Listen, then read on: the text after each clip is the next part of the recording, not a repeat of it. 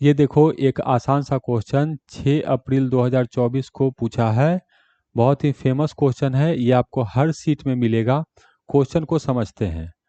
A body projected vertically upward with a certain speed from the top of tower reaches the ground in time t1। देखो क्या कह रहा है, एक tower है, सर्टेन हाइट का है। कितना हाइट है क्वेश्चन में नहीं दिया है। इसको एक स्पीड से ऊपर की तरफ थ्रो किए हैं। अब कितना स्पीड है वो भी नहीं दिया, तो मैंने मान लिया है u। ये ऐसे करके ऐसे ऊपर जाएगा, ऊपर जाने के बाद ये नीचे ग्राउंड पर आता है। करा इसको यहां से यहां जाने में समय लगा है t1। ठीक हो गया। अब if it is projected vertically downward from the same point with the same speed it reaches the ground in t2। अब कह रहा है उसी हाइट से उसी पॉइंट पर उसी स्पीड से नीचे फेंके हैं। यहां पर कैसे फेंके हैं, ऊपर। यहां कैसे फेंके हैं, नीचे। तो ये यहां से सीधे नीचे ऐसे पहुंचेगा यहां पर, तो इसको टाइम लगता है नीचे आने में t2। ये हो गया। Time required to reach the ground if it is dropped from the top of the tower. Same height का टावर है, जब उस गेंद को इसको ड्रॉप करेंगे, ड्रॉप करना मतलब u इक्वल टू 0, तो भी ड्रॉप करेंगे तो ये नीचे की तरफ आएगा और यहाँ पहुंचेगा। तो मान लेते हैं इसको पहुंचने में टाइम लग रहा है t, तो हमें t का वैल्यू बताना है कितना होगा। अब किस में बताना है, u भी नहीं दिया है, इसका हाइट भी नहीं दिया है, हमें t बताना है केवल t1 और t2 में। कैसे क्वेश्चन को बनाएंगे देखते हैं। सबसे पहले मैं इस बिल्डिंग का हाइट मान लेता हूं कैपिटल H। तो इस केस में भी हाइट होगा कैपिटल H, इस केस में भी हाइट होगा कैपिटल H। ये मान ले रहा हूं मैं case number 1, situation number 2, situation number 3। ठीक। अब देखो, एक होता है साइन कन्वेंशन। साइन कन्वेंशन में क्या होता है कि अगर कोई भी वेक्टर ऊपर है तो मैं उसको लिखूंगा प्लस, और कोई भी वेक्टर नीचे की तरफ है तो मैं उसको लिखूंगा माइनस। ठीक।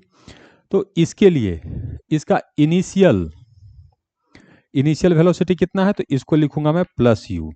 ये इनिशियल पोजीशन है, ये फाइनल पोजीशन है, तो इसका डिस्प्लेसमेंट, तो इसका डिस्प्लेसमेंट यहां से ये नीचे होगा माइनस एच, तो इसका डिस्प्लेसमेंट है माइनस एच। ध्यान दीजिएगा, ये इनिशियल है, ये फाइनल है। इसका डिस्प्लेसमेंट ये नहीं कि आप ऐसे कीजिएगा, ये नहीं, डिस्प्लेसमेंट पूरी बोल रहा हूँ। डिस्प्लेसमेंट शुरू में यहाँ पर था, बाद में यहाँ पर है, तो ये जो नीचे आया है, तो नीचे आया है तो डिस्प्लेसमेंट हो जाएगा माइनस एच। एक्सेलरेशन माइनस जी, टाइम t1। क्या इसके लिए मैंने सही लिखा है, हाँ।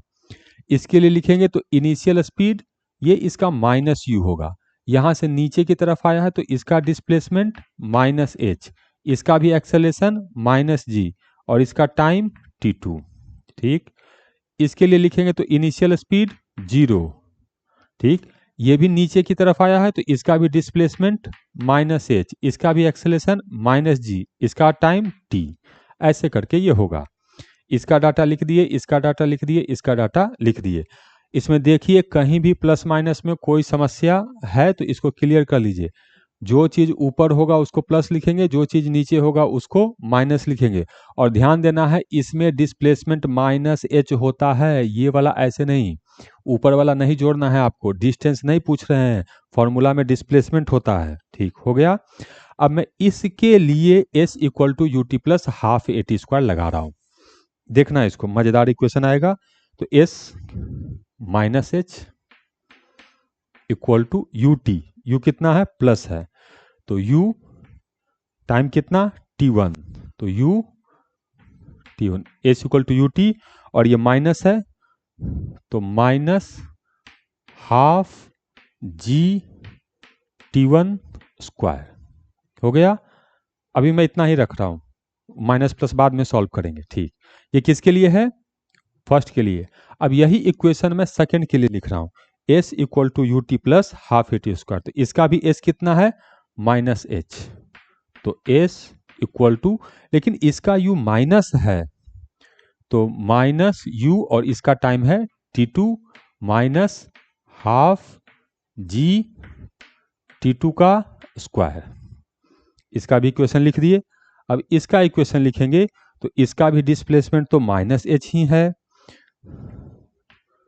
तो माइनस एच इक्वल टू, इसका यू तो 0 है तो यू रहेगा नहीं, तो माइनस हाफ जी, और इसका टाइम है टी, तो टी का स्क्वायर। तीनों इक्वेशन मैंने लिख दिया है। अब यही तीनों इक्वेशन सॉल्व करके मुझे टी फाइंड करना है T1 और T2 में। U नहीं होना चाहिए, H नहीं होना चाहिए। तो अब ये इक्वेशन सॉल्व करने का व्यवस्था करना पड़ेगा। तो इक्वेशन को कैसे समझदारी से सॉल्व करेंगे वो देखना है। इसमें समझदारी न भी दिखाएं तो कोई बात नहीं है, हमें इक्वेशन सॉल्व करना है, कैसे भी सॉल्व करो, कोई वो समस्या का विषय नहीं है। देखो मैं क्या करता हूँ, मैं इसमें मल्टीप्लाई कर दे रहा हूँ T2 से, और इसमें मल्टीप्लाई कर दे रहा हूँ T1 से। देखो इक्वेशन क्या हो जाएगा, minus h T2 equal to u T1 T2 minus half g T1 square into T2। ठीक सर, ये बढ़िया काम किए। इसमें T1 से गुना किए हैं तो minus h T1 equal to minus u T1 T2 minus half g T2 का स्क्वायर इंटू T1। ठीक सर, ये तो बढ़िया काम हो गया। अब दोनों को जोड़ दो, तो दोनों को जोड़ेंगे तो ये आ जाएगा हम लोग को minus H into T1 plus T2 इधर इक्वल टू, ये माइनस और ये प्लस लेके खत्म हो जाएगा, इधर करेंगे तो माइनस हाफ जी, ये कॉमन रहेगा, साथ में T1 T2 भी कॉमन आएगा, और आ जाएगा हम लोग को T1 प्लस T2।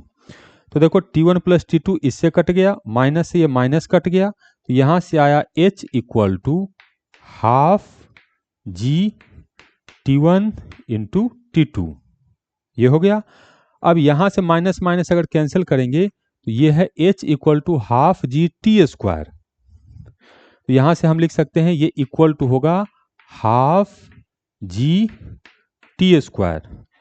तो देखो आधा से आधा कैंसल, जी से जी कैंसल, तो यहां से पता चला कि टी स्क्वायर इक्वल टू है T1 T2। तो हम लिख सकते हैं इसको कि T जो होगा ये होगा अंडर रूट T1 T2। तो इस क्वेश्चन में करेक्ट आंसर जो है वो अंडर रूट T1 T2 है, तो करेक्ट ऑप्शन होगा ए।